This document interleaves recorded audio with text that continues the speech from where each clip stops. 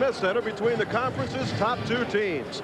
UMass is on a roll. They've won 10 straight, only one loss in the Atlantic 10. What would a win mean to UMass this afternoon? Well, a win today here would mean essentially locking up the conference. But the storyline to this game for UMass is that there's some mystery to this place, the Smith Center. They've never won here. It would be a big emotional lift to keep it going for UMass. GW on a roll of their own. They've won 5 straight. The last team to beat GW is UMass. No doubt about it, their strength in the middle, Yinka Dare. Well, Larry, I've never seen a player progress so quickly during the course of a season as Yinka Dare has.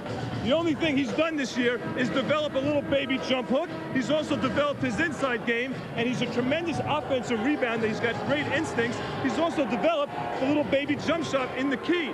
But he's been on a tear as of late, double-figure scoring and rebounding, and he's leading the conference in block shots. So he's been a tremendous force. All right, sellout crowd on hand. The biggest game of the year thus far in the Atlantic 10. What are the Buick keys to the game? Well, there's so many strengths, so many similarities in the way of strengths and weaknesses between these two teams. Both teams are excellent offensive rebounding teams. They're going to have to crash the boards, especially limit their chances for second shots against each other. They both have the good inside-outside game, good shooting from the outside, and they both have the low post players in Dare and Sonny Holland and Harper Williams on the inside. But intensity has got to be the key. If one or two players on each team miss out on intensity, they couldn't make the difference. All right, these teams are locked and loaded. A showdown coming up. GW and UMass. Tip-off and starting lineups coming up in just a moment. Today's Atlantic 10 game is brought to you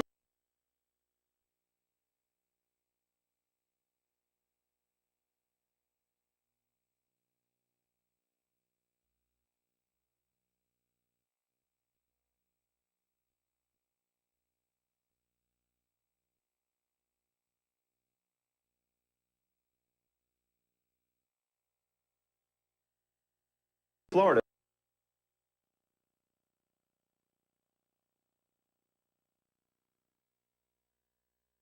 Local Dunkin' Donut shops, where donuts are made fresh day and night. And by Cadillac and your Cadillac Super Network dealer. Why do so many people choose Dunkin'?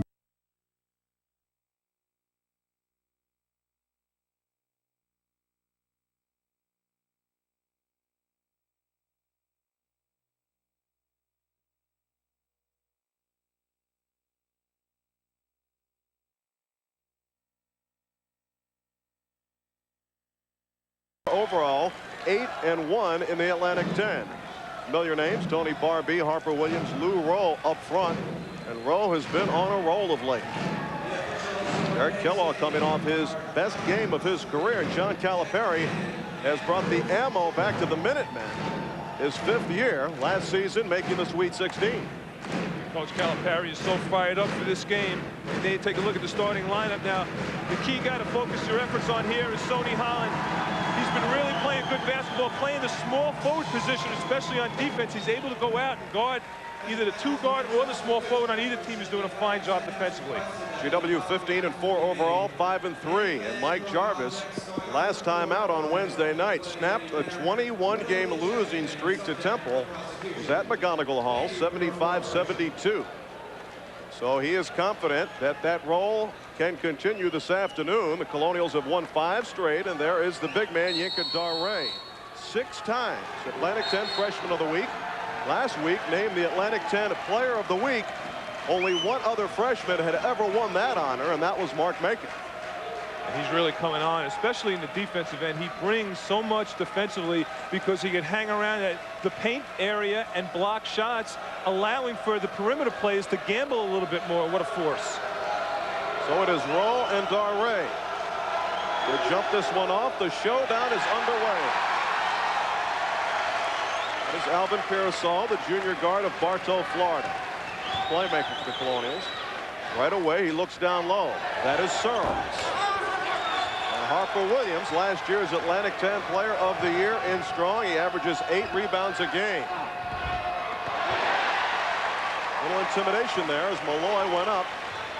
Lob to Searles.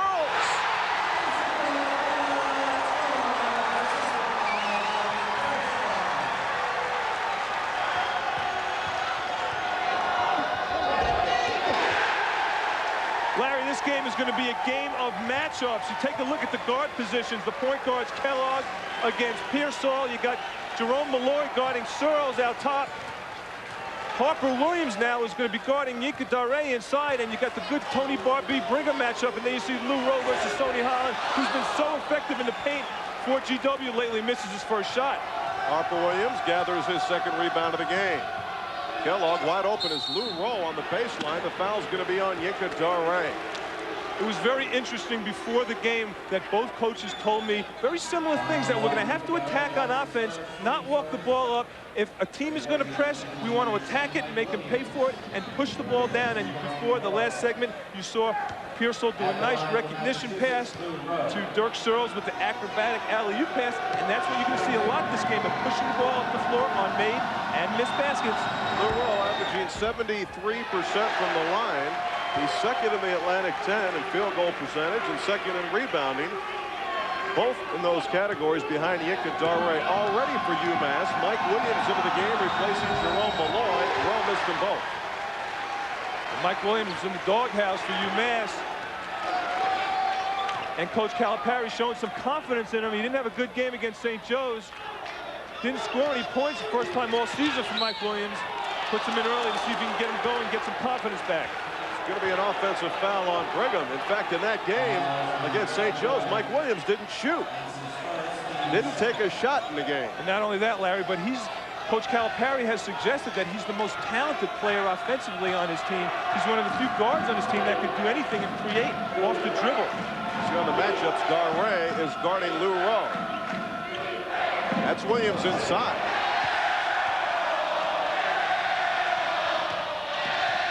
Sonny Holland in the corner. Pearsall pulls the trigger. Sonny Holland on the block. Loves it down there. UMass 0 for 3 thus far, and the Colonials have a 4-0 lead. Sonny Holland is the best low post player that GW has. They will go to him on some quick hits if Dare's not there for the first option. That's going to be the second foul on Yinka Dare. And with 17:54 to play in the first half. Quickly, Marcus Ford off the bench for GW. And you see Lou Rowe is a terror inside. Got his own rebound. Now, one of the things that Coach Calipari has done is he's given Lou Rowe and Harper Williams the green light to go at Dare to force him to pick up some fouls right away. You saw it the first 3 segments on offense. It was a good coaching tactic by Coach Calipari to try to get him out of the game. And Dare right now, you see, sitting on the bench. And Rowe breaks the ice for UMass, and this is a different GW team with Dare on the bench.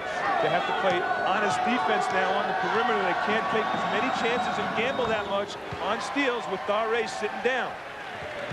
2 personals this year. Mike Jarvis has sat Dare for the entire second half once he would get his second personal. So Brigham having a hard time getting it across. Just gets it over. That's a trapping area right there. You don't want the ball in Billy Brigham's hands and bringing the ball up the court. UMass shows a 1-2-1-1 full court zone press with Lou Rowe at the point, and he's the trapping man in which they'll fall back to a man-to-man, which is what you see right here. Can't stress the absence of Dare enough. There's Sonny Holland. Pearsall now with it. Marcus Ford, the junior out of Detroit. Off balance with that shot. Nothing but air. Strong move to the hole by Mike Williams. He ties the game at 4. And that's Mike Williams' game, is creating in the open court. He's very good off the dribble. He can take it to 2 or 3 guys and convert. And there you see again, Billy Brigham's got to get the ball to the middle of the floor to Alvin Pearsall to let him run the show. Quickly in now for GW, Vaughn Jones, a freshman out of Washington, D.C.'s DeMatha High School. And Brigham will take a seat. So with almost 17, actually almost 18 minutes in the first half, Dare picks up the second foul. And he's going to have to sit for the rest of the half, I would think. There's a foul on Harper Williams inside, and you might see GW go right at Harper Williams and Lou Rowe. try to get them in foul trouble. Dana Dingle has checked in for UMass, replacing Lou Rowe. I like what GW is doing going into the quick hits to Sonny Holland. He's the best low post player, but the matchup that you need to focus your efforts on and focus your eyes on is right here with Mike Williams guarding at number 10 for UMass, guarding Dirk Searles. Two very quick players, two very explosive players in the open court, right here. Pearsall's jumper, too strong. Harper Williams now, 3 rebounds in the game. The senior out of Hartford. Nice move by Mike Williams. Gives UMass the lead. Williams with 4. UMass on top by 2. You can't stand up on defense. That time Dirk Searles has stood up on defense, gave baseline. More importantly, no one was there from the weak side to help out. Mike Williams scoring a layup. Just too easy. UMass trailed 4-0. Then Darray picked up his second personal. They have outscored GW 6-0 since Darray took a seat. Vaughn Jones with the leaner. Didn't look pretty, did it? He forced it a little bit. Little leaner, tried to draw some contact. There was no call. But you got to believe that Mike would rather see the ball in Sonny Holland's hands in the low post, or between Dirk and Alvin on the outside, and then you see an offensive charge on Mr. Barbee.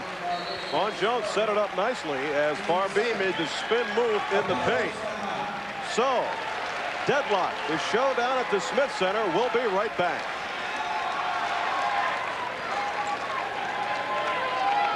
I took diet pills.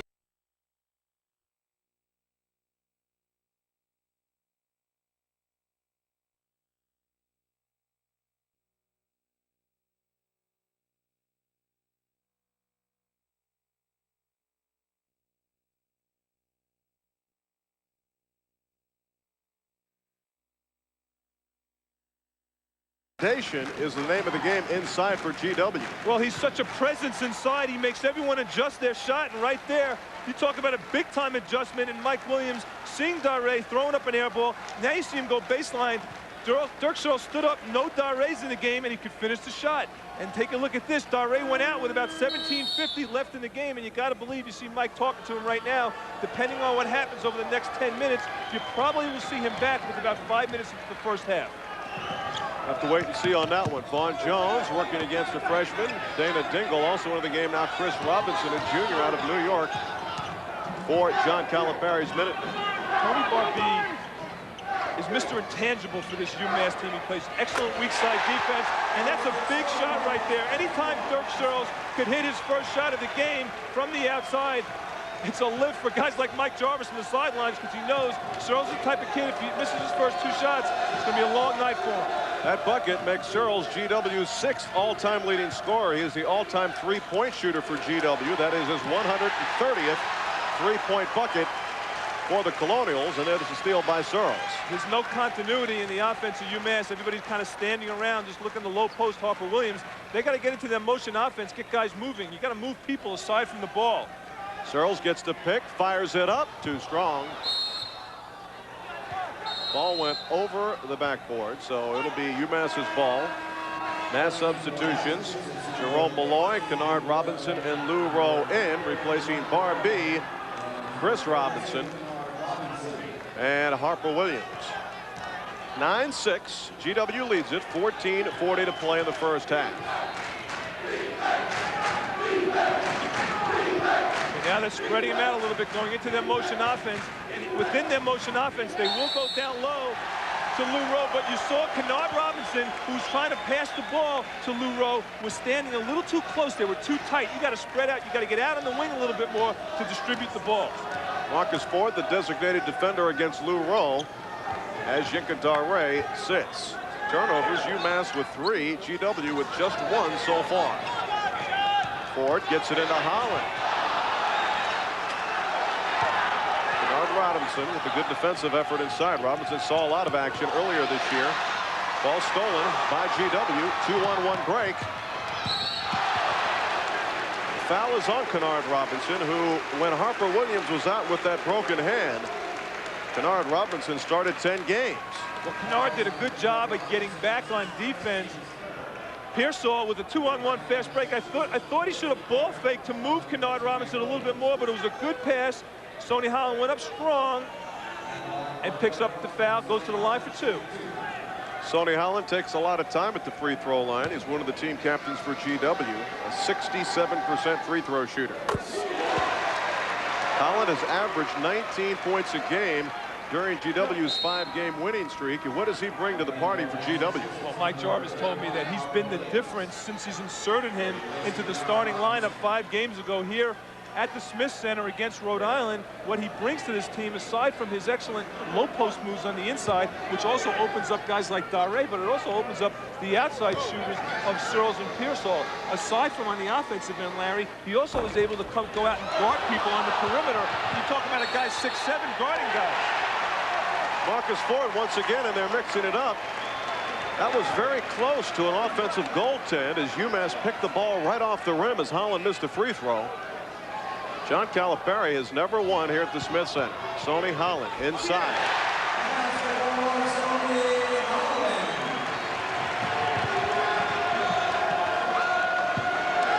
A game of runs thus far. GW went out 4-0. UMass scored 6 unanswered points to make it 6-4. GW has scored 8 unanswered points to make it 12-6. And that run has been stopped as Dana Dingle catches on with the jumper. Now, Sonny Holland is working big time on defense, trying to play that low post defense on Harper Williams. The strategy there is to try to front Harper Williams. Now take a look at the matchup. Harper's guarding Sonny. That's number 43. He's playing in back of Sonny Holland, hoping to get some help from the guards inside. Marcus Ford, the wide open 3, off the mark. Unnecessary foul inside for Dirk Searles as he tried to fight for the rebound. Keep your eye on Sonny Holland here. He's trying to front Harper Williams. Everywhere the ball goes, Sonny Holland's taking short, choppy steps. He's pushing, he's scrapping, he's scraping. Harper Williams, he's a warrior also. He's trying to establish inside position. Look at that box out inside. That's great. That's great camera shots, guys. Kellogg back into the game. Goes baseline. Harper Williams does not have the bandage on that right hand any longer. Malloy's shot off the mark.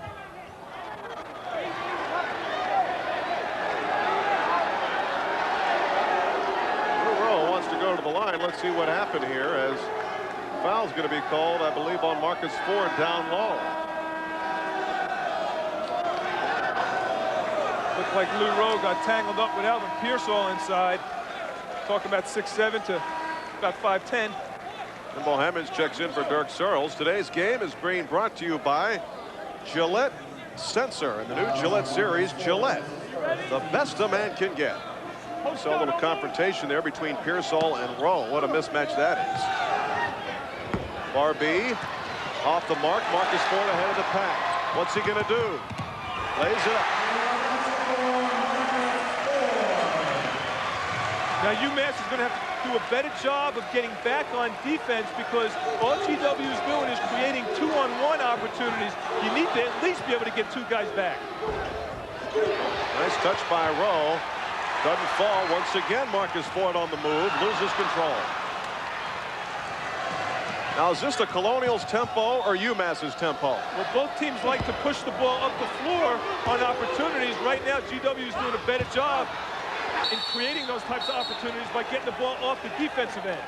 Once again, Lou Rowe in a confrontation. This time, giving Nimbo Hammonds a hug.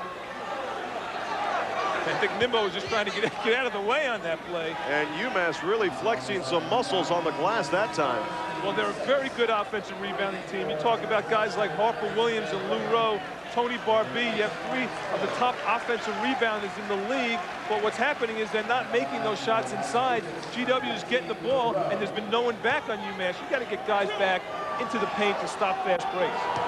Both coaches using their benches. Brigham back in for GW. Mike Williams back in for UMass. And Lou Rowe now with 3 free throws, 3 points. Lou Rowe, all freshman in the Atlantic 10 last year. And this year, he's got to be in the running for Player of the Year, wouldn't you say? Absolutely. You talk about double-figure scoring and rebounds over the last about 8, 9, 10 games that Lou Rowe's played. What a force, great inside player. And the presence of Harper Williams has only highlighted his play. GW on top by 4. Under 12 minutes to go in the first half. That's Elmo Moses, a sophomore out of Cambridge, Mass. Now with Harper Williams out of the game, you have Lou Rowe playing that low post defense on Sonny Holland. Hammonds for 3. since he was put into that backup role, he started the first 13 games of the year, has been instant offense for Mike Jarvis. Well, we talked about it in the open a little bit, Larry. The inside-outside play and strengths of both of these teams. There you see Mike Williams shooting an NBA three. But the reality is, if you got guys like Omo Moses and you got guys like Nimbo Hammonds hitting from the outside, it's only going to open up the very effective inside game of Sonny Holland. John Calipari has never won at the Smith Center. He trails by 7 with 11:23 to play first half.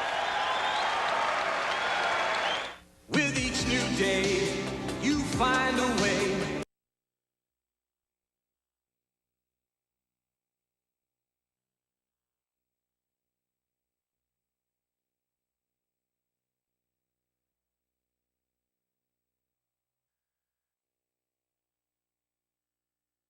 Flights a day over 160 cities, including London, Frankfurt, and Paris.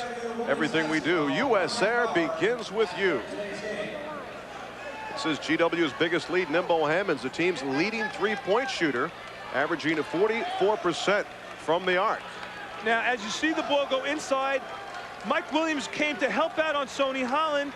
He's the threat. He kicks it back out to Nimbo Hammonds. Smart play by Sonny Holland. Hammonds wide open, much to the chagrin of Coach Calipari. Now, you got to believe he's got to say, hey, we can't help out that much now on the inside. You've got to get out and match up on the shooters. GW leads the country in field goal defensive percentage. And so far in the first half, Hammonds another three, no good. So far in the first half, UMass 3 of 13, just 23%. GW has so many weapons on the offensive glass. Now with Inca Dare sitting on the bench, guys like Billy Brigham are going to have to step up their game. Look at the inside position that Sonny Holland also had on the right side of the floor. Vaughn Jones does a good job at keeping the ball alive. No one blocked out Vaughn Jones. Billy Brigham walks in, scrambles for the loose ball, stays with the play. Look at Kellogg just slapping, trying to do something to deflect that ball. Brigham did a nice job to finish. Brigham has started every game this year, but he hasn't scored in the last 2 games. Kind of down because his points are down.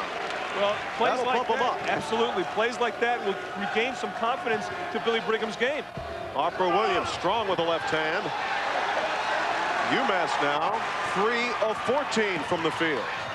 And look at GW just push the ball up the floor. Secondary fast break. No one picking up Vaughn Jones. Just stepping right into the middle of the floor. Get a timeout. He needs one. Calipari gets a timeout. GW on top by 12. The last team to beat GW is UMass. They trail here.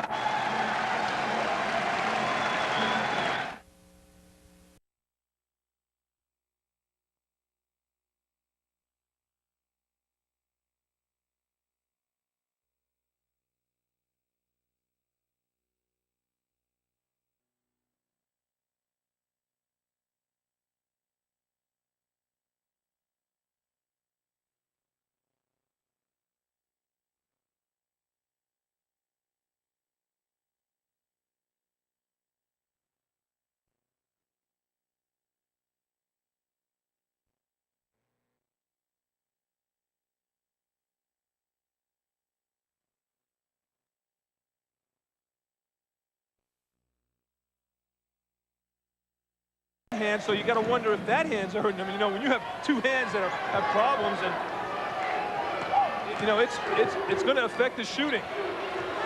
Williams 0 for 5 from the field. And another foul on UMass there. Colonials are on top by 12, 24 to 12. First personal on Mike Williams.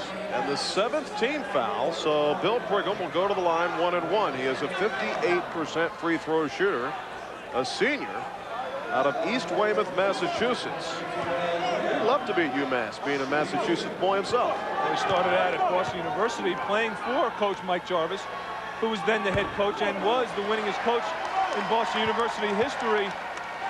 Mike came to GW, Billy followed. He's doing a great job for him. One of those BU alums, huh? Absolutely. A whistle on a lane violation on UMass. So Brigham gets another opportunity on that second free throw.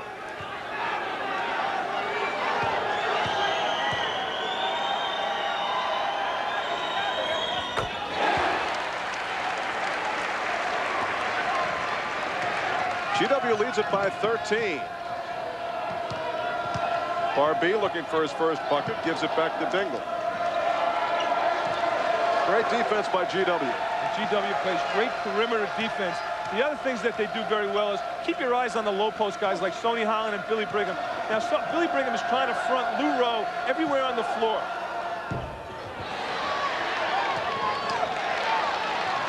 Down court, can Hammonds get it? Hammonds goes down hard on the floor, but he's going to be okay. The second foul on Mike Williams in this game. And Hammonds will go to the line, 1-1. Sophomore out of Lexington, Kentucky, a 68% free throw shooter. That was a nice play by Brigham. As he was being forced out of bounds, he just threw it down to Nimbo Hammonds, who was ahead of the pack. Well, anytime there's a desperation type play like that, you want to always throw the ball to your basket. Safer that way. It protects you from giving up some easy baskets. And Hammonds misses. Now, you mentioned earlier in this first half that you thought Yinka Dare would be brought back into the game with about 5 minutes left. If GW keeps the lead, do you keep him on the bench? Well, you know, with Yinka out of the game, it really is more of a function of the team is just playing just that much better with him out of the game. It has nothing to do with him personally. They're just really pushing the ball up. Everybody's getting involved right now. So the decision Mike Jarvis is going to make is, hey, we're going to go with the guys that are playing well right now. And defense has been the key for GW. UMass shooting 24%. Mike Jarvis stresses defense. Wide open jumper for Barbee. His first of the game, he connects. That's a nice play. Harper Williams did a good job of setting the pick on Barbee's man from the baseline. Barbee could stick those shots. Vaughn Jones. Wide open, Omo Moses. You give up open jump shots. Guys like Moses can can them. Barbee wide open. They trade threes. So UMass is going to have to focus their efforts more on the defensive end. Nobody's matching up, and that's primarily because GW is doing a great job of moving the basketball. Whenever you move the ball like that, you become very difficult to defend. Marcus Ford with the basketball. 8 minutes to play in the first half. GW leads by 11. GW going to work the clock a little bit, go for an isolation to Omo Moses. Brigham, nice pump fake. Larry, GW is just picking UMass apart by spreading the floor, and now they have so many weapons on the floor. You got guys like Brigham, who's got the low post game, and they have a very good perimeter team on the floor right now between Jones. Barbee has hit his last 2 shots. They want to get the ball down low to Harper Williams, but they can't find a path. Another miss outside for UMass. The other thing that GW is doing such a fine job at is they're limiting UMass to only 1 shot at the basket. Marcus Ford had a notion for 3. So again, they want to get it down low. Brigham steps out. Brigham's just misfired that shot and complaining to the ref that his elbow got hit, which can take a shot off target. Finally, Harper Williams on the scoreboard, his first bucket of the game. Well, UMass is having an easy time scoring, and they're struggling a little bit on the defensive end now, which makes that shot makes Harper Williams 1 for 8 from the floor. He's struggling a little bit. Shot 50%, and look at John Calipari. Coach Calipari's doing everything except playing defense, literally playing defense on this GW team. Bill Brigham mugged by Kellogg. That is going to be Kellogg's 3rd personal. Boy, Nimbo Hammonds took that one strong to the hoop, didn't he? Well, UMass looks just so frustrated on defense. That time Kellogg was just completely out of position, and he picks up the foul. Good dribble penetration that time by Nimbo Hammonds.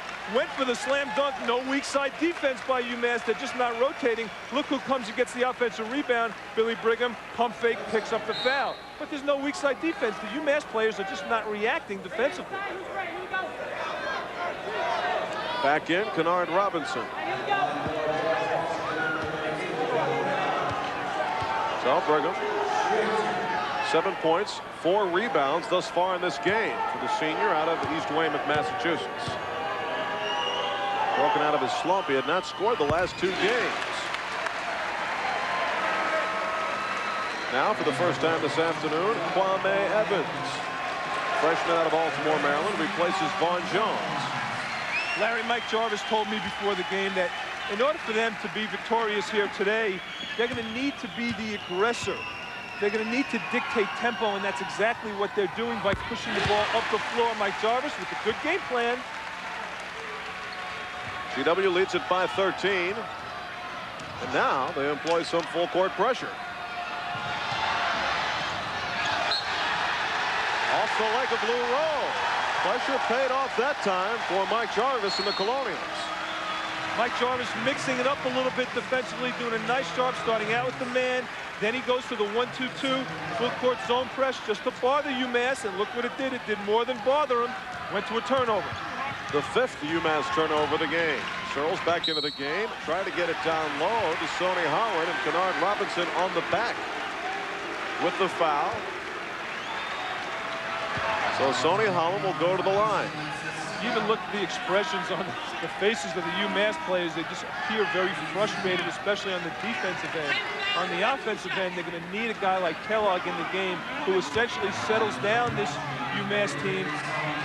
Type of player that knows his limitations, hardly makes any types of turnovers. He played 31 minutes, Derek Kellogg did, against St. Joe's with no turnovers, so they're going to need him, especially if GW is going to continue pressing.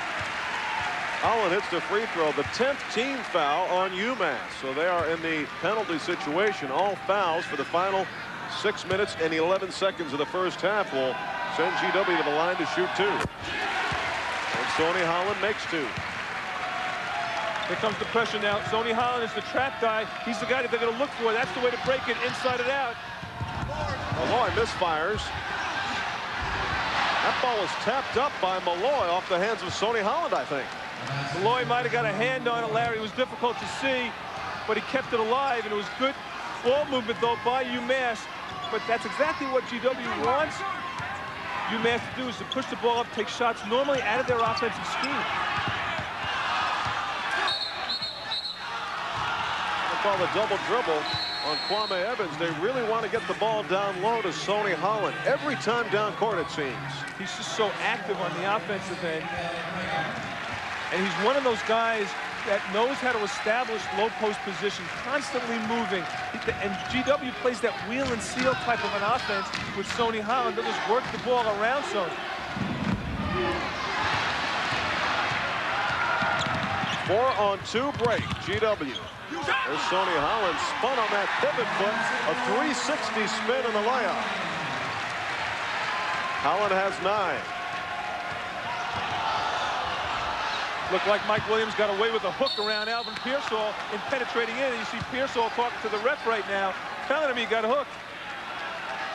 Foul is going to be inside on Kwame Evans, the freshman out of Baltimore. Checking back in for GW will be Vaughn Jones. First foul on Evans. Now Pearsall did a nice job staying down on defense. Look at the right arm of Mike Williams, stays with the left. You can't do that, Mike. You're going to get called for a foul. You keep doing that. What do you mean he can't do it? He just did it. Wait to see what happens next time. You know Pearsall will talk to the official. Dana Dingle, the freshman, a 55% free throw shooter out of Bronx, New York.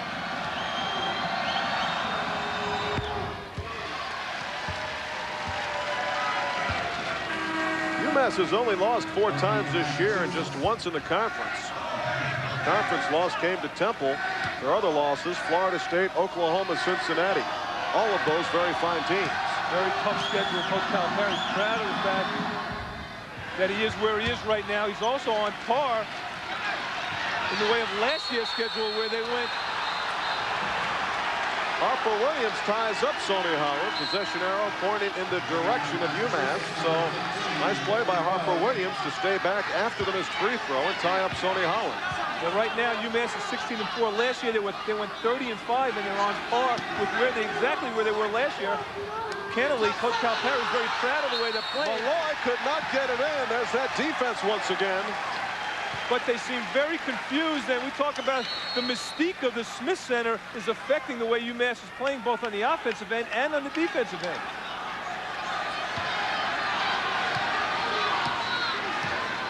Five 5 minutes to go in the first half, and GW leads it 34th meeting between GW and UMass. Colonials on top by 14.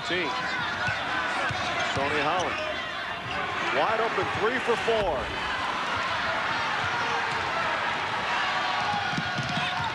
Good defense by Pearsall. Great defensive job by Pearsall, stopping the ball first, staying down on defense. He didn't reach, picked up the offensive foul. I thought Mike Williams should have pulled up. Now watch Mike Williams. I thought he should have used a move on Pearsall. Instead, he went lateral. Pearsall stays down on defense, picks up the charge. That's an excellent, that's a big-time defensive play. Williams out of control, his 3rd personal of the game. So both he and Kellogg with 3 personals. Dare continues to sit with 2. Brigham, wide open 3. Ball torn out of the hands of Stoney Holland by Lou Rowe.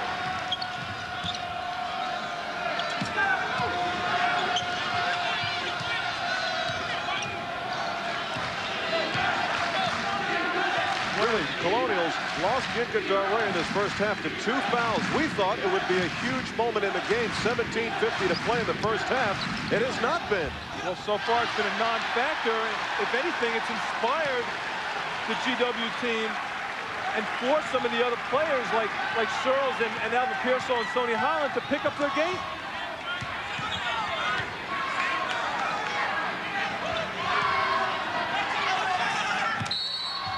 Whistle inside, and they're going to call the offensive foul on Stoney Holland. No, it's going to be on Lou Rowe. John Calipari obviously not very happy with that call. Coach Calipari was on the sidelines, Larry. He picked up a technical foul. He was working the officials that whole segment, not happy. And as you can see, he better take a break here because he's going to pick up another one if he doesn't calm down. All right, so that's a technical. It is not a personal. UMass in this game, 8 of 27, 29% from the field. So Pearsall will take 2. Alvin Pearsall is a 72% free throw shooter. John Calipari, the technical foul. Well, very emotional coach. There's always a method to the madness of Coach Calipari. He's also trying to fire up his team. He needs to do something to break the momentum. So Pearsall converts the technicals. GW on top by 8-16. The 34th meeting. You start it every morning. Start after start after start. When most of your oil is still down in the pad, you start metal-to-metal contact. You start engine wear. Now help stop it with the latest breakthrough from STP. New engine treatment. It bonds right to engine parts. Independent tests proved it. Just add a quart at your next oil change and help stop engine wear before you start with new STP engine treatment.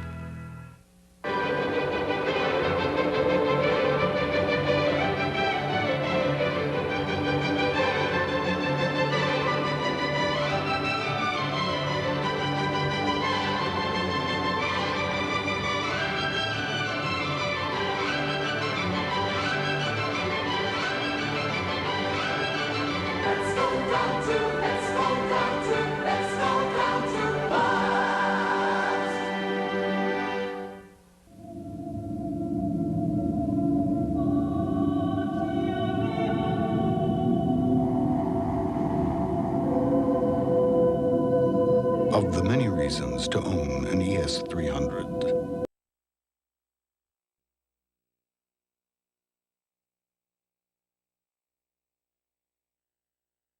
The announcers for this game have been contracted for and approved by the Atlantic 10 Conference and Creative Sports. Any use, rebroadcast, or other transmission of this game without the written consent of the Atlantic 10 Conference and Creative Sports is prohibited. And Coach John Calipari picked up the technical foul moments ago. Now, Coach Calipari was working these officials early in the play when GW was bringing the ball down the floor. You see his assistant coach just trying to calm him down. But there's always a method to the madness of Coach Calipari. It's almost like a controlled craziness that he has. He's trying to do something to break momentum and inspire his team to start playing basketball. That, you know, we're talking about a team right now that's 16-4. 16-point lead is GW's biggest of the game.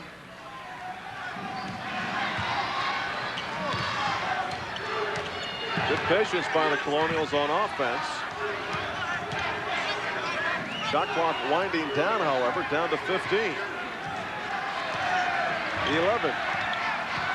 Pearsall with it. 8. Searles for 3. Rowe controlling the rebound. There's Malloy inside. Shot blocked by Sonny Holland. It's going to be a jump ball. And on the alternating possession, GW gets it. It was a good job by UMass in pushing the ball up the floor. Malloy did a nice job taking baseline. Didn't have anything. I thought he should have reversed it to see what he had on the weak side. Didn't do it. Possession arrow. Pointing to GW. And that GW's, they'll work the clock a little bit. Look at Harper Williams and Sonny Holland going at it. Can't say it enough. The GW 16-point lead has come while Yinka Daré has been on the bench. Daré played just 2 minutes and 10 seconds of the first half. 2 personals have had him seated next to Mike Jarvis on the bench. Now, every time Sonny Holland gets rid of the basketball and cuts through, Harper Williams is just bumping him. He better be careful because he'll pick up another one quickly. Shot capped nicely by Harper Williams. That's good defense by Harper Williams, staying with the play. After Sonny Holland released it, he also boxed him out, which a lot of players forget to do. Williams had 5 blocks the other night against St. Joe's. There's Malloy wide open. Nice cut to the hoop. Nice execution, and it was a great job by Malloy reading the screen, waiting for the screen to be there first before he cut through. Clock winding down, 1:40 to play in the first half. Lou Rowe, 8 rebounds in the first half.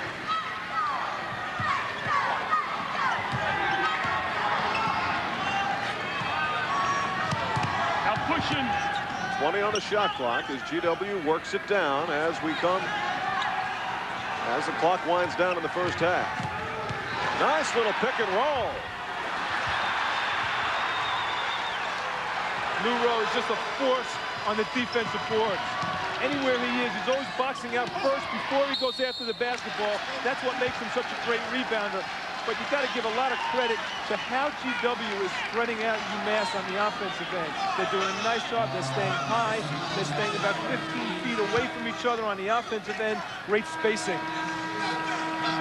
You see Mike Williams, he penetrates. He turns his back too much when he penetrates. Good point guards always keep the ball in front of them rather than to turn and continue turning, because every time you turn your back on a spin move, you're inviting the weak side defense to come and help out on the double team. Harper Williams way off the mark. Maybe that wrist is bothering him. Now, if you're Coach Mike Jarvis, you lead by 14. 1:09 on the clock in the first half. You don't want to see that lead dip down into single digits before halftime. And it's possible also, one of the things that you got to expect UMass to do on the next segment down, especially if they can stop GW here, is put on a full court press. See if the Colonials work some clock. I guess not. Searles. Here's Brigham. Mike Williams splits the defense, gives to Chris Robinson. Chris Robinson with the layup as UMass. Chris Robinson only has 3 points all year. Now, Coach Calipari is smiling on the sidelines because he's been working with Mike Williams all year to try to slow up a little bit on the offensive end. A lot of time, Mike Williams gets the ball, as you see right here, and he forces things. You see how he stopped? He drew the defense, gave it up nicely, allowing for Chris Robinson to go in and get fouled. Credit that basket also to Mike Williams. 45 seconds remaining. There is a fraction of a second differential, so GW could hold for the last shot here if they desire to. UMass has scored the last 5 points. 16-point lead has been trimmed to 11. Vaughn Jones being guarded by Dingle. Jones puts it up. Weak side rebound by Searles, and he converts. GW got a break that time. Not a good shot by Vaughn Jones, just forcing the play. And then you see Searles got a little too anxious, picking up the foul. Second foul on Dirk Searles. Not a good foul by Dirk right there with 7 seconds to go in the game. Putting UMass to the line now for a 1-on-1. Bimbo Hammonds back in. So with 7.2 seconds to play, actually that's the 9th team foul on GW. That makes the foul even worse because now Williams will take 2 from the line. Harper Williams will sit. Bernard Robinson is checked back in for the final 7 seconds of the first half. And all this does is it allows UMass to get set on defense, get some type of full court pressure to try to get the ball back and try to convert again.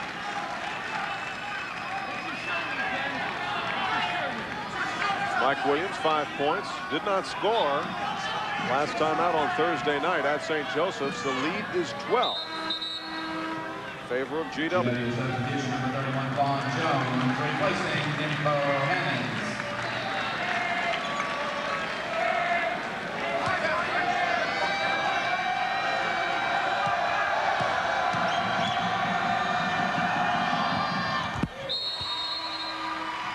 Jerome Malloy will check in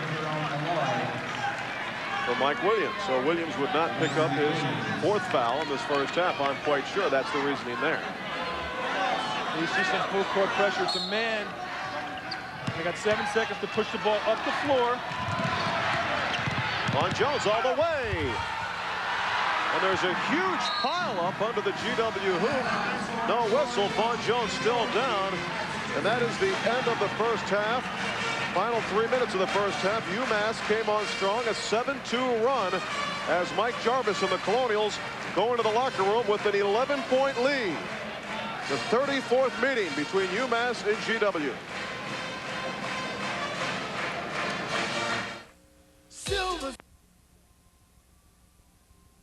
But more importantly, GW did a great job attacking UMass, doing a good job on made and missed baskets. And take a look at the defensive rebounding by GW, leading to a fast break, just pushing the ball up. Pearsall did a nice job. Sonny Holland, of course, running the floor again like a guard, Mr. Intangible for GW. But in order for UMass to get back in this game, they're going to need some play by Harper Williams. Harper Williams is the key to the offensive end of UMass, and they're going to have to go to some quick hits, but more importantly, they're going to have to work the ball around, get everybody involved, then go to Harper Williams as a second option. Here you see Harper just go to operate. Good spacing by UMass, using the left hand, which might be just bothering him this first half. Maybe. Harper Williams in the first half, 1 of 5 from the field. GW on top by 11. Be back in a moment from the Smith Center. Tucked away amidst the myriad of national monuments in the nation's capital, you'll find the George Washington University. This bustling campus is brimming with students from all 50 states and, remarkably, 120 countries. They come to Washington to study engineering, business, the arts and sciences, international affairs, and education, as well as law and medicine. They serve as interns on Capitol Hill and at the White House. Our nation's first president would be proud of the fine tradition that the George Washington University has become.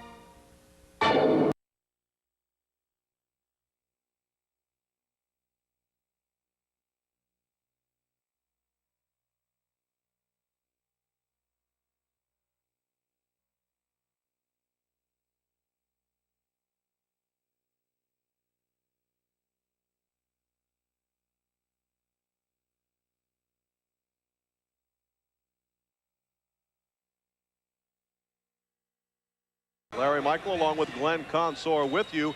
You know, in that first half, GW controlled the tempo early on, Glenn. I thought that was a big difference, especially with Yinka Dare being on the bench. Well, one of the things that they're doing is they're pushing the ball up the floor, creating offensive opportunities.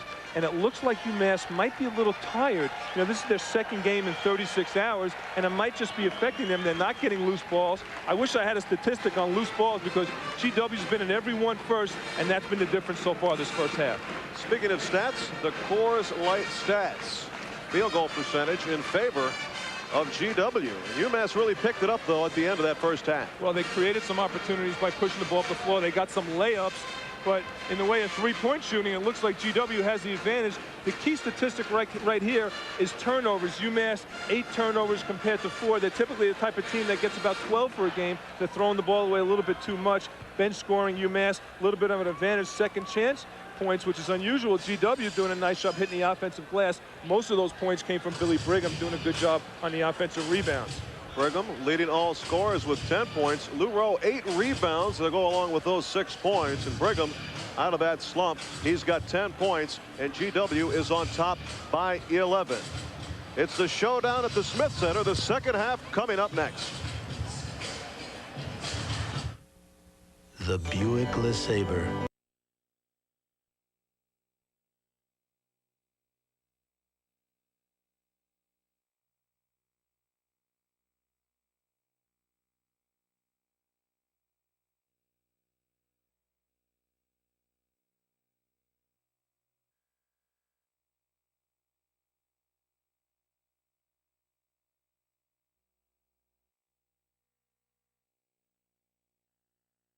Taft, before he picked up his second personal, and he sat. But the lead grew until the last 2 minutes of the first half when UMass started to catch up. I think Mike Jarvis is using the philosophy, well, if it's not broken, why fix it? So he kept Dare on the bench. And you know, if Yinka starts out, he's going to keep him in there. But again, what he does is it allows GW, he allows GW with his presence and shot blocking ability, it allows him to cheat a little bit on defense. Starting the second half will be Mike Williams along with Derek Kellogg. Jerome Malloy starts the second half on the bench. So we are underway. John Calipari very agitated in the first half, and I'm sure he was the same in the locker room. Well, you know, he's trying to fire up his team, and something interesting happened to this UMass team earlier this season when they lost to Temple. The team had a meeting and said, you know, why are we playing flat? And a lot of them looked at Coach Calipari and said, you know, you're not ranting and raving on the sidelines. Maybe we need that a little bit. Searles hangs, hits. Now they're going to give him the bucket. Searles got kicked in the stomach. Searles is so creative coming off of screens. Very good in the open court. Third personal on Searles. Bucket is no good. It's no good. There's Barbee. Sloppy play inside. Overall, the Atlantic 10, GW leads in several categories, as does UMass. We'll talk about those contrasts in just a few moments. For example, GW leads in rebounding, but UMass leads in rebounding margin. Well, UMass just has some dominant rebounders, especially on the offensive end. Guys like Harper Williams and Lou Rowe are excellent offensive rebounders. There's Dare. Turnaround, the foul by Harper Williams. See, this is where Coach Calipari is going to have to make a decision. Does he go with one of the bigger kids and Jeff Meyer against Harper Williams? Harper Williams stands 6'7" against Yinka Dare, who's just going to post him up down low. Now look at that size differential between Yinka Dare and Harper Williams. Lou Rowe trying to help out. All he's doing is turning around. Harper Williams picks up the foul. Yinka Dare has not scored in this game. Still a goose egg next to his name. We heard you, Larry. Dare does not have a bad stroke from the line, however. Shooting 53%. But at the beginning of the year, he really had some problems. He's come on. He hits his first point of the game. The lead up to 13. Excuse me, 12. Harper Williams glides to the hole. Dare backed off on that play to avoid picking up the third foul. It was a smart play by Yinka, especially with the fact that Harper Williams has the ball, and he's got the type of player where he puts the ball on the floor once, he can take it to the basket from the corners. Good jumper by Dare off the mark there. Rebound by Harper Williams. And Barbee could not control the pass up court. 10-point lead in favor of GW. Played a minute 41 of the second half. UMass is just trying to get into their running game, but the way to do it is not by forcing it up the sidelines. The way to do it is getting it off the defensive boards and pushing it up the floor by getting into the hands of Derek Kellogg or Mike Williams. Searles for three. Rebounded to Derek Kellogg. Wide open three for Barbee. Yes. And that's nice. And that was a very good decision by Mike Williams. He didn't have anything. It's the type of thing that Coach Calipari is working with Mike Williams on, not to force it in every time. He penetrated in, didn't have anything, kicked it out to Barbee. You know Coach Calipari's liking that play. There's Sonny Holland. Oh, just sneaks in. 12-5 run for UMass over the past 5 minutes. Of course, that includes the last 3 minutes of the first half. UMass with the turnover. Too many turnovers. They're just not getting into the half-court set and not getting into any type of an offense off of the first pass. It's the first pass, the entry pass, that UMass is having a problem with. Here's your turnovers. UMass with 11. We call the walk on Sonny Holland on that head fake right at the foul line. So many players in the NBA and in college walk when they off the pump fake on the dribble because they stand up. If you stay down low, typically you can get away with it. It's a 9-point GW lead. Lob pass to Rowe, can't control. Remember last week against Rutgers, it was Kellogg to Rowe for the lob. A little too high for Lou Rowe to control.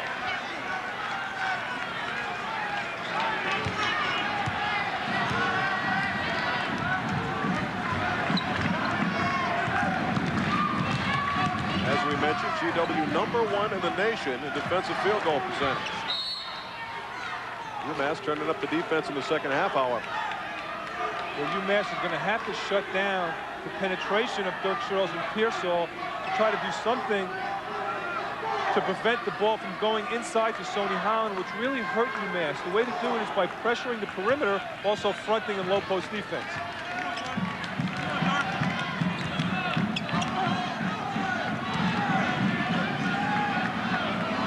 Brigham had 10 in the first half. Look at Sonny Holland just playing that wheel and seal down low on the offense. Lou Rowe picks up the foul. He's trying to front Sonny Holland. Every time the ball moves, he's got to stay in front of him. But what that does is whenever you front the player, now take a look at Holland trying to establish position. Lou Rowe tries to get in front and picks up the foul right there. There's just a war going down there between Holland and Rowe. The first personal on Lou Rowe. Harper Williams with a left-hander. Williams now with 7. And that draws UMass to within 7.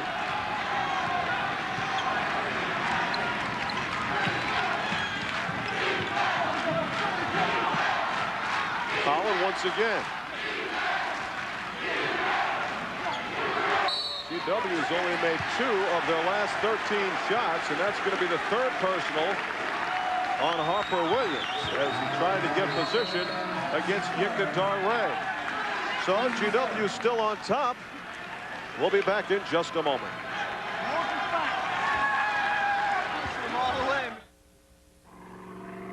He's back.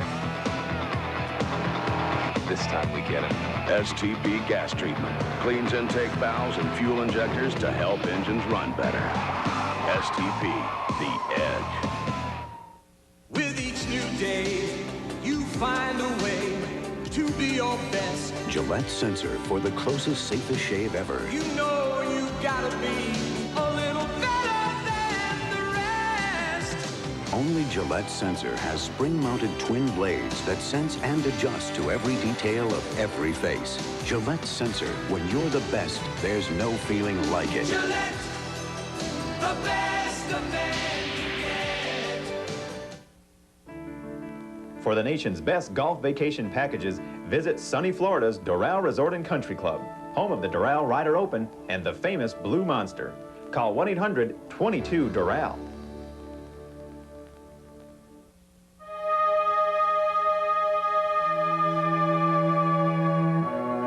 To cause dream.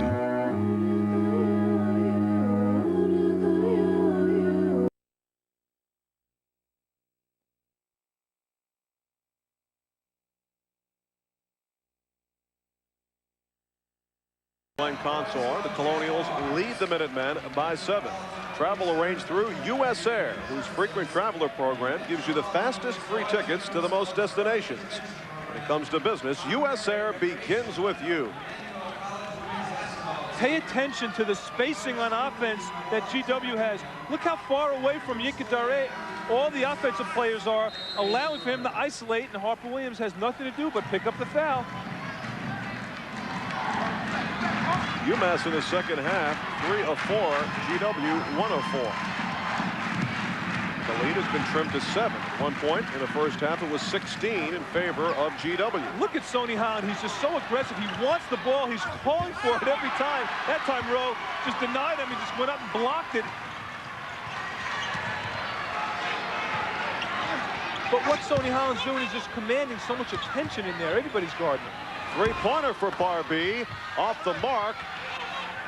Loose ball inside. Look who picks it up, the big man.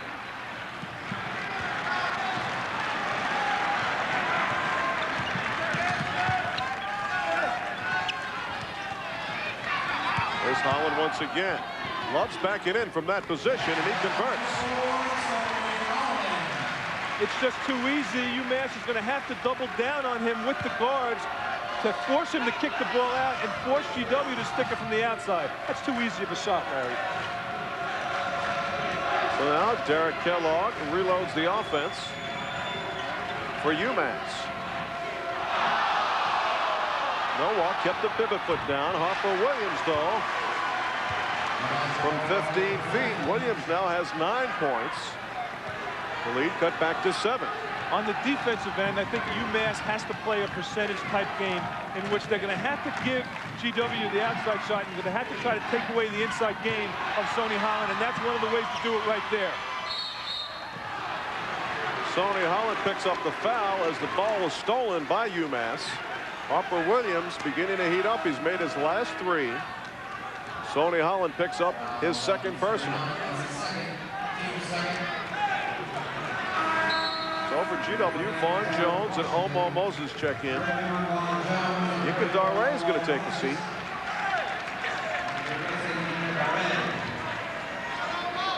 And Alvin Pearsall will take a seat. So Dare, 1 point in this game. Harper Williams, will it be 4 for 4? It is. See, a lot of people feel that Harper Williams is only a scorer on the low post. He's not. He can face the basket. He can run down on fast breaks, catch it and shoot it by facing the basket. Very versatile offensive scorer. This is the closest the game has been since early in the first half when GW led. Brigham slams from the baseline. Now you got to understand something. Billy Brigham is not a lightning quick forward. It was a slow move to the basket. No one came in on the weak side defense. There was enough time for about 3 or 4 guys to get in there to take the charge. No one did it. No one shuffling and rotating. GW wants to run. They don't have the numbers, however. Nice passing. Brigham misses the layup. Larry got caught in the air and said to himself, do I dunk it? Do I lay it in? And it was too late. He missed it. Harper Williams walking up court. Looks to be in some pain. Maybe twisted an ankle. He's hobbling around out there. And he missed a shot. Long rebound to Barbee. Would have been a 3-point play if it had gone in, but Harper Williams will go to the line to shoot 2. Larry, Harper Williams epitomizes the word of character. He plays so hard, it doesn't matter if he's hurt or if he's in pain. He always stays within the play. He took the first shot, showed a lot of guts, gets the offensive rebound, goes up. Coach Calipari calls him his main #1 warrior. Well, we built this as a showdown at high noon. It hasn't been disappointing. Who's got the most bullets left? And Mike Williams just giving him a little shove. I don't think that's what Harper Williams needed at that point. He just looked at him like, wait a second, save that for the opposing team. So Williams has brought the UMass Minutemen back into this game almost single-handedly. He's got 9 points this half, 9 of his 12, and he's got 9 rebounds.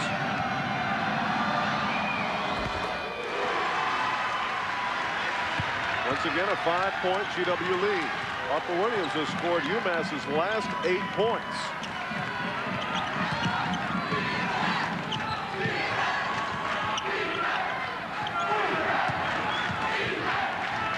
Holland double team. That's a good job by Mike Williams helping out on Sonny Holland, but he left him.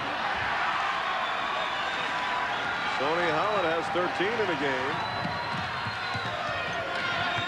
Sort of feel the momentum moving towards UMass at this point. The lead is 5, and they have possession of the basketball. Larry, Harper Williams has essentially brought back UMass into this game, but you got to give a lot of credit to the point guard play of Mike Williams. He's doing a nice job making good decisions, controlling the tempo for UMass.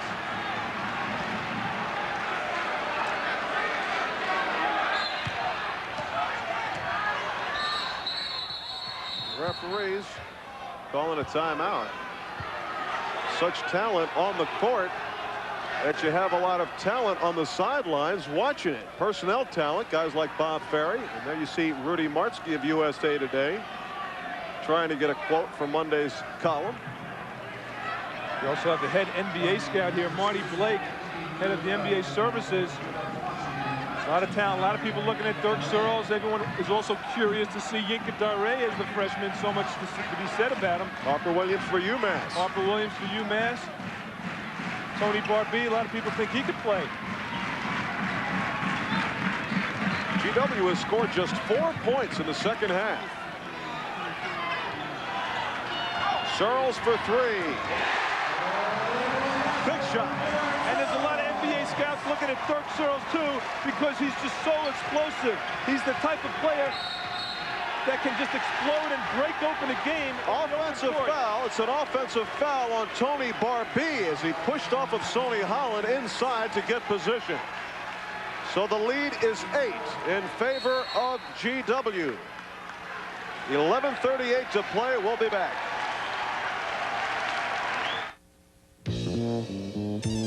It's a refreshing taste from a cold, cold place. Yeah, it's easy going down from the very first round.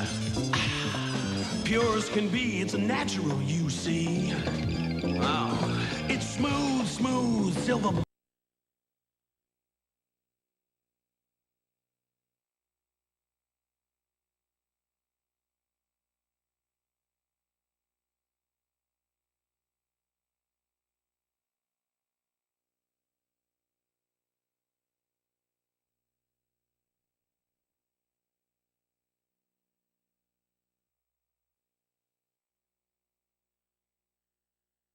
Larry Michael and Glenn Consor with you on the Atlantic 10 Coors Light scoreboard.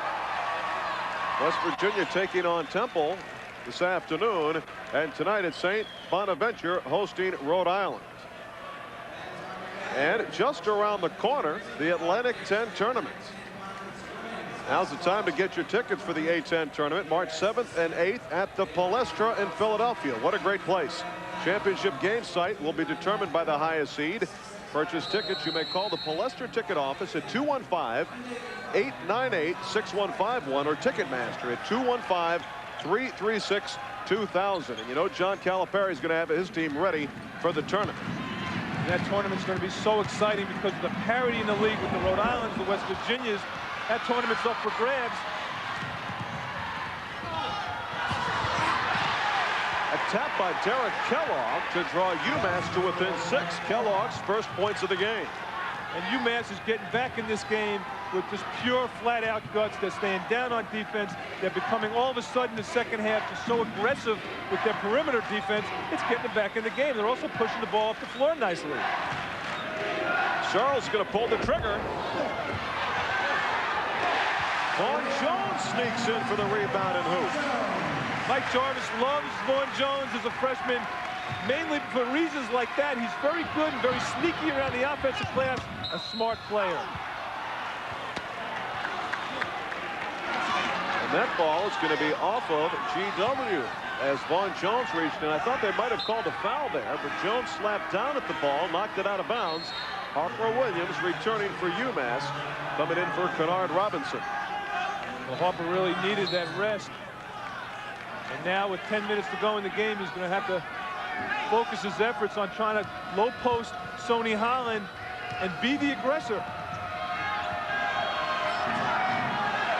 Kellogg being hounded by Searles.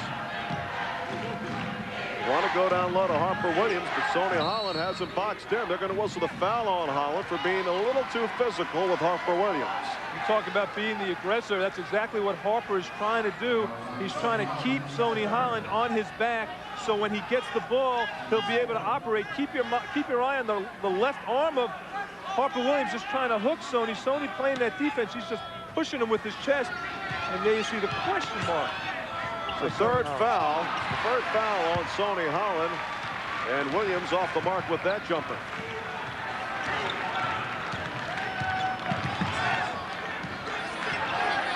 Elmo Moses with the basketball. They have not gotten the ball into Harper Williams, to Yinka Dare as much as they'd like.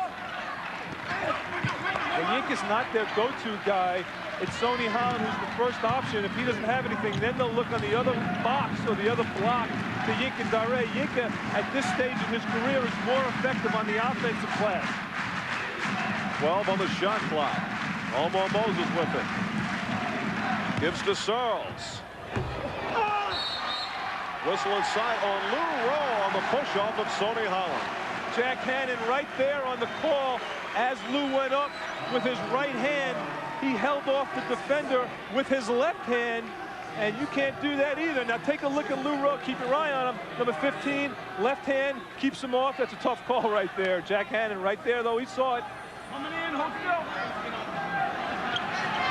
Dare in the paint. They're going to say he walked, no question about it. Took two little steps. Tough for a big guy to take little steps, but that's what he did. It is, but that's a patent play, just getting the ball up in the air to Yinka. No one can go up and deflect that type of pass. He rushed it and traveled.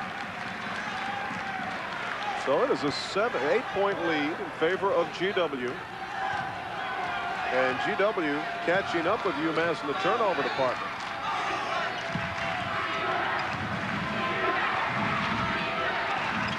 Good hands by Searles to tip it away.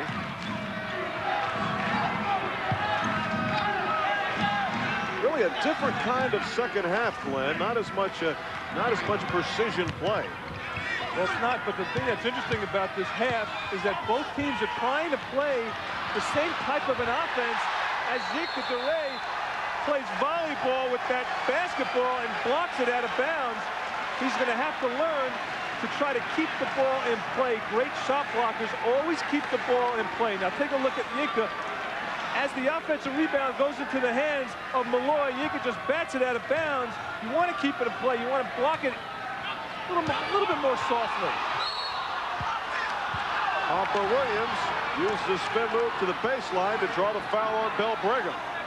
What I was getting to before, Larry, is that both teams run a similar offense. It's a wheel and seal type offense off the motion. You see 4 or 5 guys moving, but there's always one low post player. In UMass's case, it's Harper Williams. They're trying to get him down low and try to get him the ball. In GW's case, it's Sonny Holland. So it's a very similar type offense. Third personal on Brigham. Sonny Holland returns. He's got 3. And Williams misses the free throw.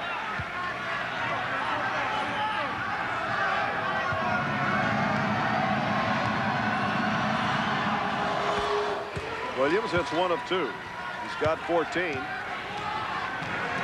Lead is 7 in favor of the Colonials.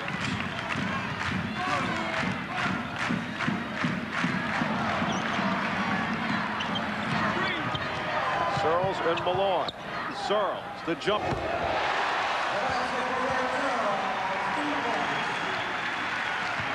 And that's what Searles can do. When plays break down, they'll get the ball to Dirk Searles, and he can create. Kellogg doesn't want to take the 3. Barbee does. It's short. Harper Williams misses the layup. That's on Sonny Holland. That will be his 4th. That's a smart play by Barbee, just taking it to the basket, taking the ball to the basket with 2 hands. No pump fake. He just went up strong and picked up the foul. It is on Holland. It is his 4th, so Yinka Dare returns. Holland's going to take the seat with 8:19 to play in the second half. Tony Barbee toes the line. That is a 16th foul on GW. Barbee is a 75% free throw shooter. Very critical foul that time, putting Sonny Holland to the bench with 8 minutes left in the game. That's actually 8:19 left in this game. Coach Jarvis is going to need Sonny on the floor, so now he has to think about when he's going to be able to put him back in. You got to expect he'll put him in around 5 minutes left in the game, around that 5-minute point. Barbee has 10 points. Also on the other side of the ledger, Luro has 2 personals. Harper Williams has 3. We'll see if Mike Jarvis goes after Harper Williams inside. And what that does to the offense, it takes away the low post game, so they become nice dish perimeter team. But one of the things that GW can do is penetrate in. And Harper Williams now picking up his 4th foul, putting him in the same type of position that Sonny Holland's in. Look at the dish by the freshman. Good penetration, drawing the defense by Vaughn Jones. And there you see the monster slam by Yinka Dare. They call 9-1-1 for the rim. That rim's going to need a Band-Aid because he almost took it down. He almost pulled a Shaquille O'Neal, taking the whole gym down with him. Searles is wide open. Searles finding his stroke. He's got 14.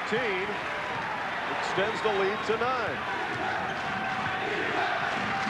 Searles 14. He's got GW's last 7 points in the second half. And the ball knocked off of GW out of bounds, so UMass will have possession when we return.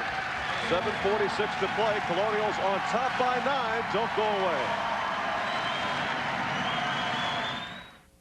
I took diet pills. I lost 34 pounds. 6 months later, the weight came back. That's when I decided to get off the diet roller coaster and get on a Nordic Track. In fact, Nordic Track is so easy to stick with that after 5 years, 7 out of 10 Nordic Track owners still use their Nordic Track skiers an average of 3 times a week. It's been more than 2 years. The weight's still off, and I'm still on my Nordic Track. You should give Nordic Track a try.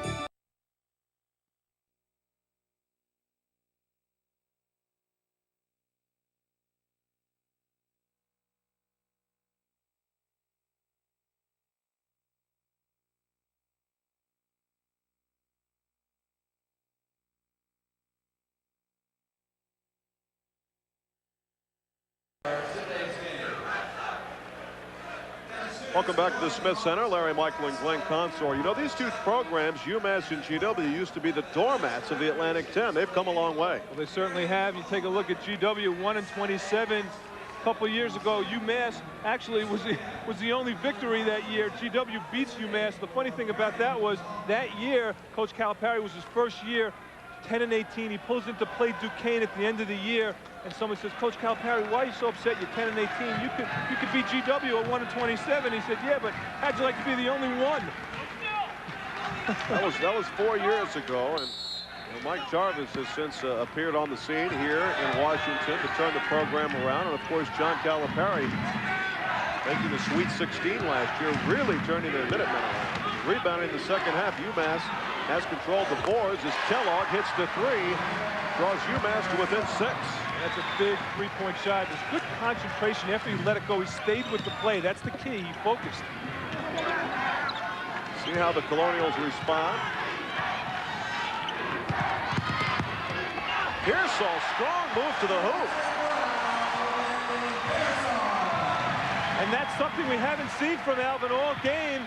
His ability to finish a play. He's done a nice job penetrating and dishing. There you see the versatility. Weak side rebound by the freshman Dana Dingle.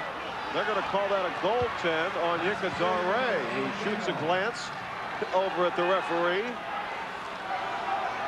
and heads up court. A couple people ducked that glance, you know.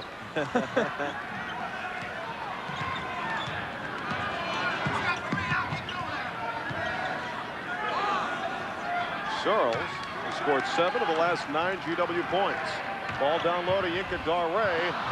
And Rowe with some nice position defense bothered Dare a little bit. Well, he did a nice job of keeping in control of Dare's body. He didn't let Yinka turn on that play, and he was off balance. Harper Williams on the bench with 4 personals. for UMass. Barbee for three. Yes. See, that's what we're talking about, the inside-outside game. Vaughn Jones left Tony Barbee to help out on Lou Rowe. Lou Rowe kicked it back out to Tony, and Tony Barbee made him pay for it. 3-point GW lead.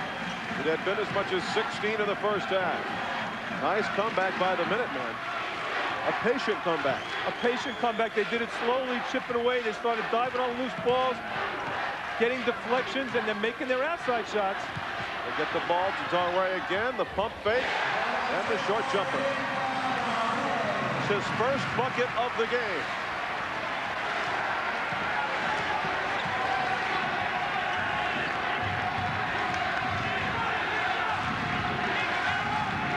Five and a half minutes to play in the game.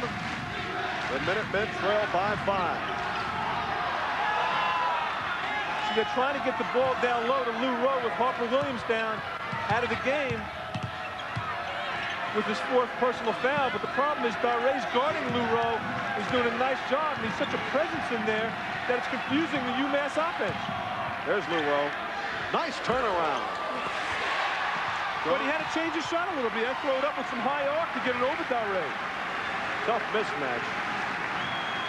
Lou Rowe only 6'7", if that.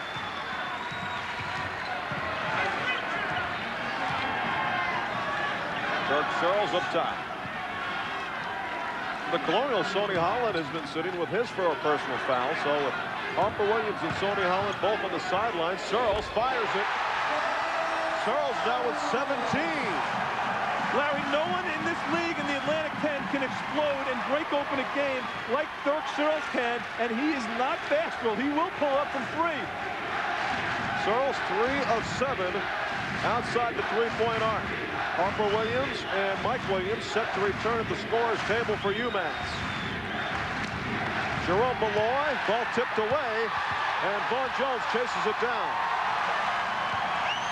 Darray stepping in the passing lane, getting the deflection. Deflections win ball games.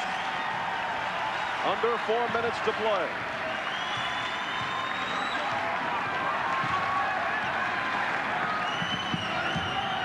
They want to get it down low to Darray once again, I am sure. Brigham with the basketball, gives it up. Smart play by Brigham. Didn't want to pull the trigger. Showing some patience. Work the clock a little bit. 12 on the shot clock. Now Lou Rowe's got to make a decision. Does he front Darray? Jones fires it up. Weak side rebound there by Lou Rowe. There's an 8-point GW lead with 3:20 to play. Barbee has the ball stripped by Vaughn Jones. He wanted a foul right there. And it'll be UMass's ball under their own hoop when we return. 3:16 to play. GW on top by 8.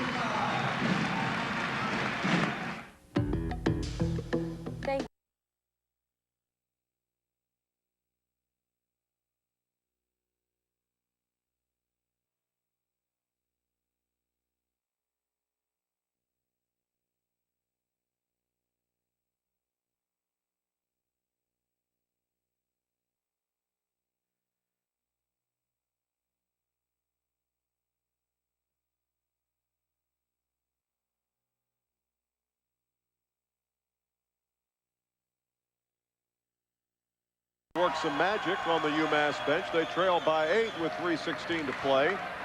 The Minutemen on top of the Atlantic 10. Non-conference meeting with Buffalo next up for UMass. Then next Saturday on the Atlantic 10 network, watch UMass at Rhode Island. Rhode Island always tough at Keeney back in Kingston. Check your local listings for the game time and the channel in your area. Okay, with crowd this afternoon at the Smith Center. What are they going to have to do, UMass, to catch up? Well, with 3 minutes left, 3 minutes and 15 seconds left, they're going to have to do it by playing defense, and right there by getting the ball into the hands of Mr. Harper Williams with some quick hits, picking up the foul. Yinka Darray.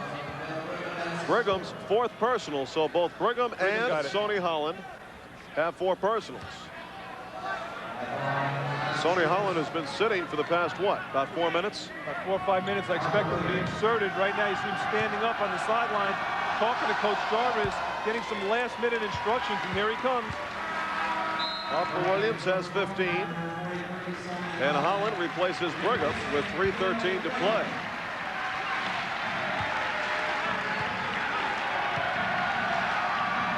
Second one for Harper Williams, long, and Darray pulls it down.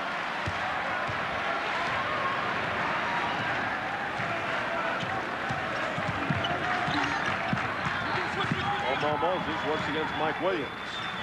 Under 3 minutes to play, a 7-point George Washington lead. UMass on a 10-game winning streak. GW on a 5-game winning streak. You got Harper Williams guarding Yinka Darray. And then not switching every time Stoney Holland comes off the screen for Darray. There you go. Darray's got the post move, is short, gets his own rebound. They're going to call Harper Williams with the foul, and he is fouled out. And that's a tough call right there. As Darray went over the top, Harper Williams had the inside position and still got called for the foul. Now keep your eye on Harper Williams after the shot. He just turns around. He just jumps up and gets called for the foul. That is what's called a very tough call. Harper Williams fouls out for the 3rd time this year. You're also talking about a freshman getting the call over a senior. Harper Williams fouls out with 15 points, 10 rebounds. In fairness to the referee, that's a very tough call because Yinka is so much taller than Harper Williams. He physically could reach over Harper Williams without fouling Williams to get the basketball. Yes, he could, and in that case, you know, it's tough to second-guess the officials, and they've done a great job. But Coach Calipari's on the sideline saying, how could it be a call, though, on Harper Williams? He probably feels that it should have been a no call. One thing is for sure, Harper Williams will not return. Lou Rowe comes in for UMass. Now Bill Brigham returns for GW. And unfortunately for UMass, Harper Williams really led them in their comeback in the second half. He's the inspirational leader. He's the emotional leader of this team. The Atlantic 10 Player of the Year last year. They need his inside scoring. They need him to be on the floor, but he's not coming back. Free throw is missed by Darray. Still a long way to go. 2.5 minutes to play. 63-56 in favor of GW. This also puts a lot of pressure on Lou Rowe to get the ball inside, and he's going up against the 7-1 Darray. So they might have to do it with some perimeter shooting by guys like Barbee and Michael Williams. It's the 3, and he is fouled by Hammonds. If Barbee converts, the 7-point lead will have been trimmed to 3. You talked about a money shot. Right there, Barbee did a nice job of coming off a pick, squaring his body, staying with the play. Great arc on that 3-point shot, and he gets the foul.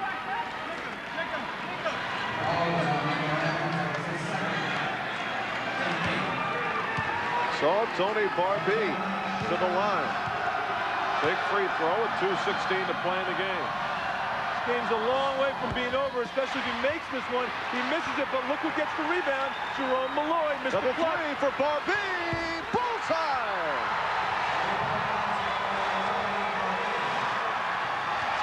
One-point game, just like that. Larry, this place is going bananas, and the UMass bench is doing about everything they could except getting the game to play a 10-on-5 game. Big shot, Searles. No good. UMass can take the lead. Under 2 minutes to play. Mike Williams, shot blocked by Pearsall, but the foul is going to be on Pearsall. It will be the 9th team foul. Mike Williams will go to the line to shoot 2, and a chance to give UMass the lead. Well, Mike Williams made a nice move. I know Coach Calipari was holding on to his pants on that play because he was so afraid Mike Williams was going to turn it over. You see, he looks calm and collected now, but I got news for you. He looked a lot different when Mike Williams had the ball on that play. Did a nice job, though, Mike did, in leaning in, drawing the foul. The last time UMass led this ball game was in the first 2 minutes. They led 6-4. And that might still be the last time they led, because Williams missed. The best he can do is tie it up at 63. 1:42 to play in the game. To tie it. Williams converts. So a whole new ball game with 1:40 to play. UMass 1 and 14 in the Smith Center. And the Minutemen are on an 8-0 run.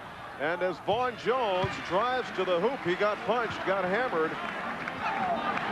That was a good call by Jack Hannon, though. Dingle bumped him before the shot. It was before the shot. Rode Vaughn Jones out of bounds. Vaughn Jones on the bench with the towel. He's going to take some time and talk to Mike Jarvis, and you can see Dingle's right arm. Watch the bump by Dingle with the right arm, gets poked in the eye, and Vaughn Jones tries to finish the play and just gets hammered.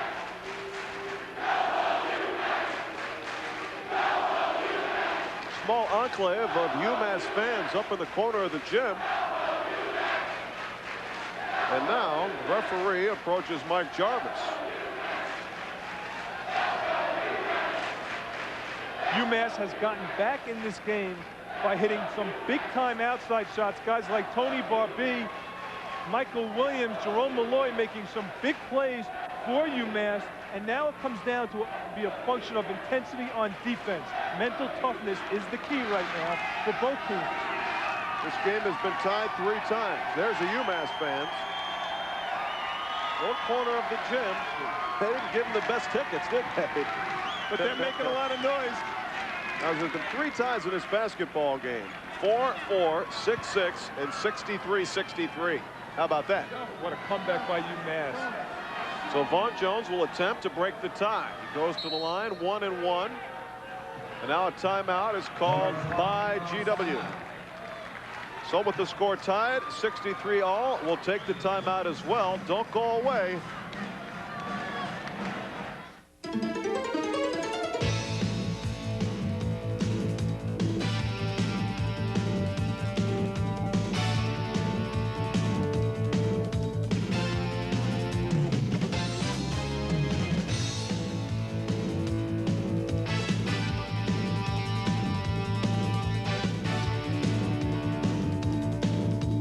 Academics, athletics, achievement, the Atlantic 10 Conference.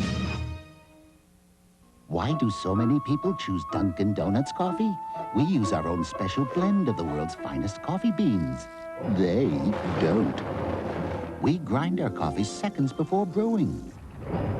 They don't. We constantly brew our coffee fresh day and night. They, well, who knows?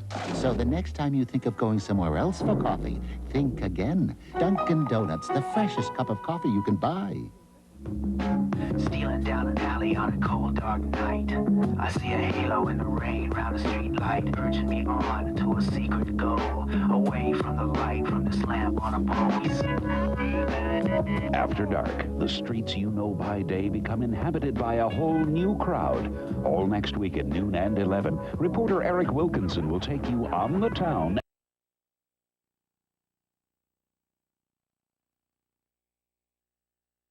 63-all. Setting it up. Timeouts left. UMass has 2. GW with 2. The possession arrow pointing the direction of GW. UMass has 8 fouls. GW with 9 fouls. So the showdown is going to come down to the last shot, maybe, huh? It certainly could. With 1 minute and 31 seconds left, UMass is going to have to dig in. The home court crowd is going to get real loud in here. It's going to be to the advantage of GW.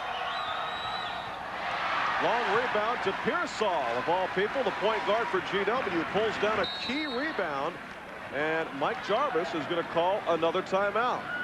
So the Colonials will have 1 timeout remaining, while UMass has 2 timeouts remaining. Now the timeout there by GW, what, set up the offensive play? Well, they'll set up the play. They got 41 seconds left on the shot clock on that play. Now the thing you got to realize is a play like that you just saw off a foul shot, with UMass having the inside position, coaches view that as a turnover. They feel that they have the inside position. They should get that play. UMass is going to have to dig down. They got to expect the ball to go down inside to Dare, or they will isolate Dirk Searles and allow him to go one-on-one. GW coming off their biggest win of the season at Temple. They broke a 21-game losing streak to Temple last week. Coming up for GW, a game out of conference with the Richmond Spiders of the CAA on Monday, President's Day. Then they hit the road to St. Bonnie's, West Virginia at home, to Philadelphia to face St. Joseph's, then back against Rutgers here at the Smith Center. Next week on the Atlantic 10 Network on Saturday, it's the Minutemen, these same Minutemen, taking on the Rhode Island Rams, who are led by Abdul Fox. Check your local listings, the channel and time in your area. So 1:26 to play in the game. The score is tied 63-all. Now UMass is going to have to play honest defense, but intense defense, because GW has so many weapons now with Sonny Holland in the game and Dare. They have two inside guys they can go to, and Searles and Pearsall can penetrate. Vaughn Jones also can stick it from the outside. All right, Pearsall with it. Looks for Searles. Searles wanted to go inside. They swing it around the perimeter. They're obviously waiting to get the ball down inside to either Dare or Holland.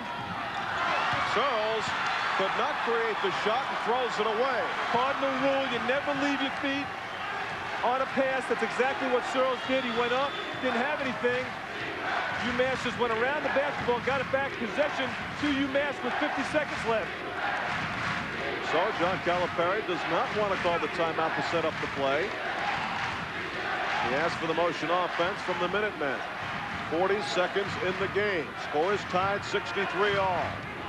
Dingle with it. Picks it up. No place to go. Gets it to Williams. 12 on the shot clock.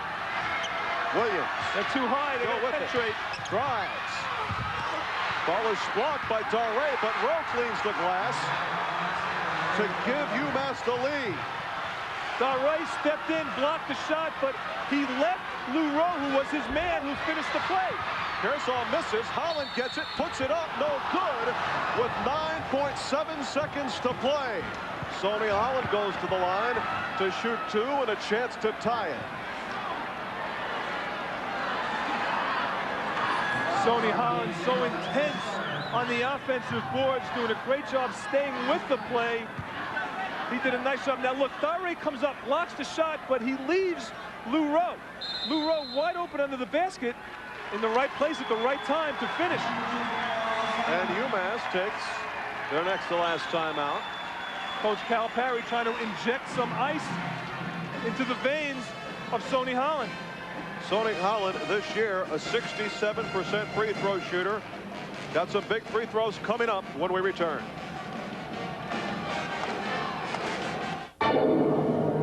You started.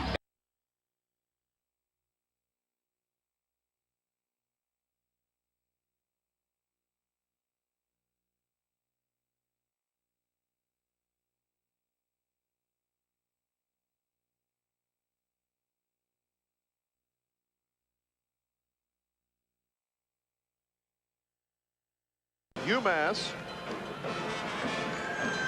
leading by 2. Sonny Holland will go to the line for GW to shoot 2. Obviously, if he makes them both, it's a tie game. UMass has not been very successful in this building. John Calipari has never won in this building. He's got the lead now, though. 9.7 seconds to play. It's also the first time I've ever seen Coach Calipari keep his jacket on in this building, too. He's kept it on the whole game. I'm impressed with that. But you know, Coach Calipari talked to his team about two things. One, box out on the foul shot. Also, if he makes both, let's come down and execute and push the ball up the floor, typically on a sideline break. Watch him push it up on along the sidelines. Holland rattles the first home to draw the Colonials to within 1. Now GW is going to set up with some full court pressure, man-to-man full court pressure. And UMass is going to have to react to it and attack it right away.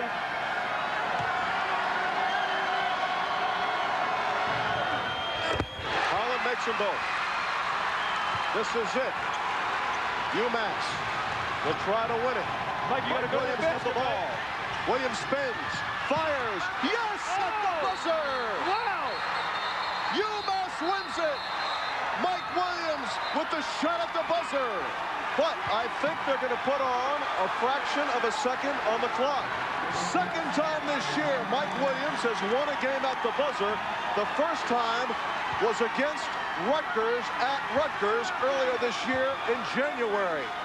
Key shot by Mike Williams. It looked like Mike was just hesitating a little bit too much. Didn't seem like he understood where the clock was. And look at Coach Calipari just trying to get his players back on the bench to some last-minute instructions. Here it is. Great play by Mike Williams. Keep your eye on the shot clock. Keep your eye on the shot clock. He spun. Pearsall played very good defense, had a hand in his face. He just went right up. Ball didn't even hit rim, just tickled the twine. Now, I'll tell you something. They gave him a three-pointer on the scoreboard, but it did appear that his foot was on the line when he took that shot.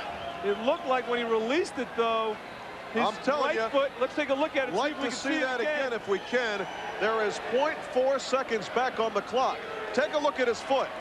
Let's take a look at his left foot. It was his left foot. I think you're right, Larry. No It looked like his question. left foot was, in fact, on that three-point line. Both feet were. Both feet were on the line on that three-point shot. And they gave him a three. But the three is on the scoreboard. Now, who could forget just last week at Rutgers, GW pulled one out with practically, actually, there was a second left on the clock, not a fraction of a second. Now, the difference here, though, is that Coach Calipari is going to Billy Brigham threw the baseball pass the last time, but what's happening now is that UMass has inserted the big kid Myers 7-1 to try to match up against Darray, because what happened against Rutgers was Billy Brigham threw a long baseball pass down to Yinka Darray, who caught it under the basket and scored a layup.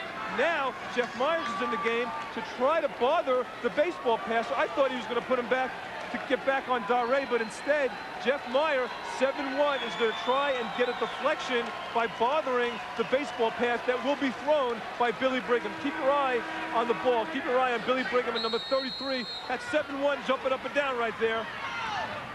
That's going to be out of bounds. And that's going to be the game. UMass finishes this game on a 13-2 run. And Coach Calipari wins for the first time in this building, the Smith Center in Washington, D.C. They mobbed the hero, Mike Williams, whose bucket at the buzzer wins it for UMass, whose record runs to 17-4. Their winning streak is 11 straight games, 9-1 in the conference. So the Minutemen of UMass sit atop the heat of the Atlantic 10 Conference. For Glenn Consor, I'm Larry Michael. Thanks for joining this afternoon. Have a great day, everybody.